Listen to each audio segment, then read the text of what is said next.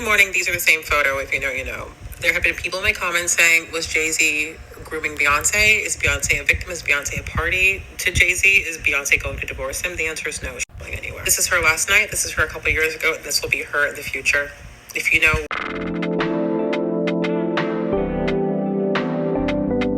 where this photo is from, 1,000 points for you. There's this question of, is she going to say anything? And the answer there is also no. Jay-Z spoke his truth in that, ramble of a statement where he called himself, at almost 60 years old, a young man, and also said that he is just like you all. The reminder there is that Jay-Z and Beyonce bought the most expensive house in California history last year for $200 million a house they don't even fucking live in. House undoubtedly purchased by the $2,000 concert tickets that you birds who claim you're in a fucking recession paid for. And she will not speak. I talked about the famous tactic of silence that she uses and the obsession that it creates amongst the cult. A cult that's made to intentionally wait, to hang on for any sort of bit of communication or validation from her. And in between those moments of communication and validation, instead of sitting in silence, the fans create their own stories. They create their own narratives of how they think she would respond if she were to ever respond, or what she would say if she were to ever speak about anything. She's got a phone, or two, or three, and they all have the same big red record button that my phone has, but she's only going to talk to you guys when she has something to sell you guys. Anyway, we talk about this trend where billionaires, black or white, are parading around their children as literal or proverbial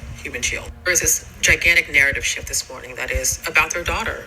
Look at their daughter. They're coming together for their daughter. They're putting aside the news for their daughter. They're taking the high road for their daughter. They are there showing up for their daughter, as they should be. I took my dog for a walk this morning. Was I being incredibly brave by doing so? It is interesting watching the creators who are on here who are beehivers, who also talk about pop culture, try to soften the news about Jay-Z, to talk about it in hushed tones and sort of steer their approach because they are so themselves desperate to be on a secret fucking PR list, I guess. There are the same beehivers who are in multiple comments across multiple posts who are spinning the think about blue, think about the children, while also now sort of building up this bit of victim blaming against an alleged victim who was 13 at the time of the alleged assault, which would be the same age that Blue is. What was she doing there alone? How does she sneak in?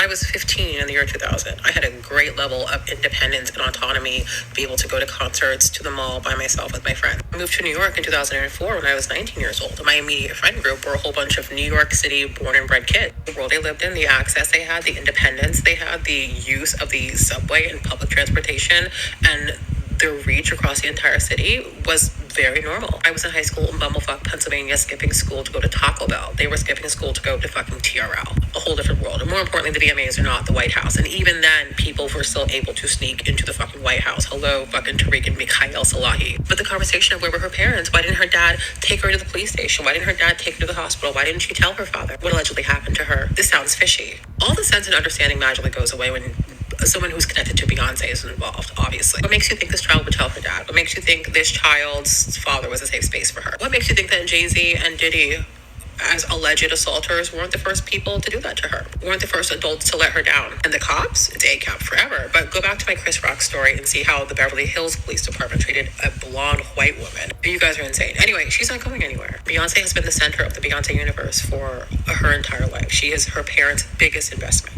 A rich girl born to parents who spent hundreds of thousands of dollars to make her into a superstar. Doing so while maintaining a very comfortable lifestyle. They weren't living in a one-bedroom apartment with bunk beds to make her famous. Topic of disappearing media. I remember very distinctly there was an MTV documentary or a VH1 documentary. It wasn't Diary. It wasn't Behind the Music. It was something that was very specific, maybe a one-off for Destiny's Child. And in it, Tina Knowles talking about the sacrifices that she and Matthew had to make. They were still married at the time.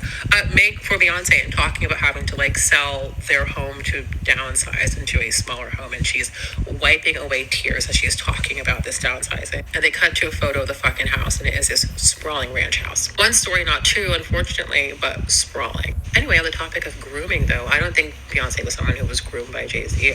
Beyonce, in my opinion, does not fit the profile of someone who is easily groomed. Unlike most people who get exploited in the industry, she was not someone who was from a poor background, who was disenfranchised, or who was unprotected. Her parents were not uninformed either. Her dad was working at IBM and doing very well for himself. She was the opposite, in my opinion. If Beyonce met Jay-Z when she was 17 or 18 years old in Destiny's Child, they were an established group by then. You have Bills on the radio. You have that music video on rotation on MTV. You have them on headlining tour. I saw them in 2000 myself. Even if her parents didn't want her to date Jay-Z, what were they going to do?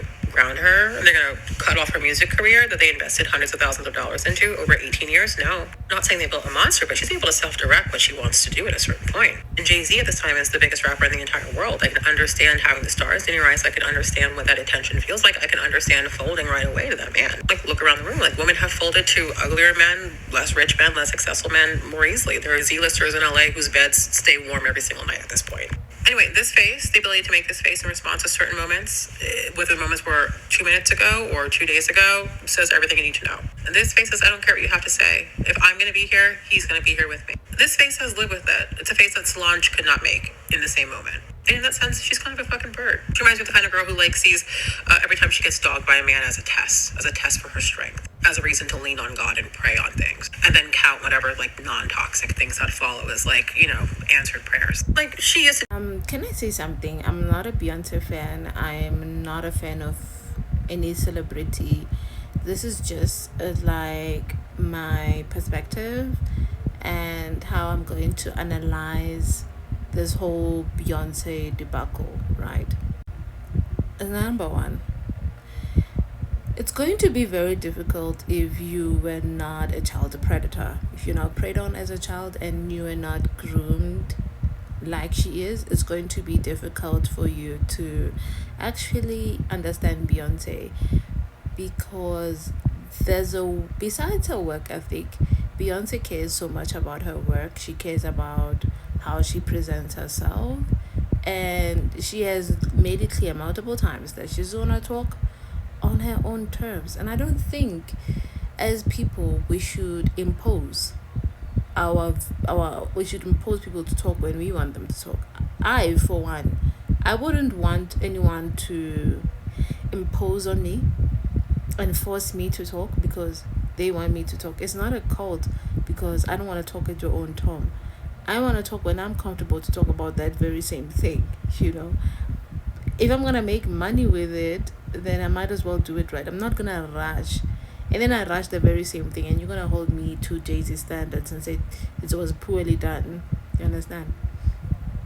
Do I think Beyoncé is a victim? Sure, she's a victim. Do I think she's also a perpetrator of being in such spaces? Sure. Because you cannot be a billionaire and have ethics. It just doesn't make sense. There are things you're just gonna do, and then they're just gonna literally shape you in a different way. You know, it's the industry as a whole. I cannot say it's a black people thing, because black people want to get into these spaces and they're not aware of how much you have to bend yourself in those spaces and how much you have to sacrifice yourself in those spaces. You know, when you open your kids and you allow them to go to these white schools and white spaces, this is exactly what happens. This is how much of yourself you have to sacrifice. She is trained. She's not Solange. Solange is not trained for this. Beyoncé is. Beyoncé knows how to conduct herself in a way that works for the media. She knows how to maintain composure, because she's trained, and she's training her child for the industry that she's going to come in. Right? So I just think that as people, I believe that as people, even though I'm not a Beyoncé fan, that we should mind our business. Respectfully.